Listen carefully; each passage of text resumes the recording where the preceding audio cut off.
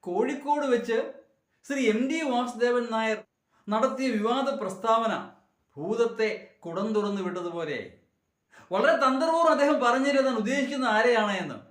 ഇടതുപക്ഷമാണോ വലതുപക്ഷമാണോ BJP ആണോ ഒന്നും പറഞ്ഞില്ല. അദ്ദേഹം പറഞ്ഞത് സമഗ്രാധിപത്യം, സർവാധിപത്യം, മൂല്യശോഷണം ഇവയെ പറ്റിയാണ്. സമൂഹത്തിലാകെ ഇപ്പോൾ സമഗ്രാധിപത്യമാണ്. സംഭവം ശരിയാ. നമ്മുടെ മുഖ്യമന്ത്രിയും മരുമകൻ മരാമത്ത് മന്ത്രിയും സന്നിഹിതരായിരുന്ന വേദിയിൽ വെച്ച് പറഞ്ഞതുകൊണ്ട് തന്നെ അദ്ദേഹത്തിന്റെ ഒളിയമ്പുകൾ പ്രഥമവും പ്രധാനവുമായി മുഖ്യമന്ത്രി ലക്ഷ്യമാക്കിയുള്ളതാണ് എന്ന് നിസ്സംശയം പറയാം.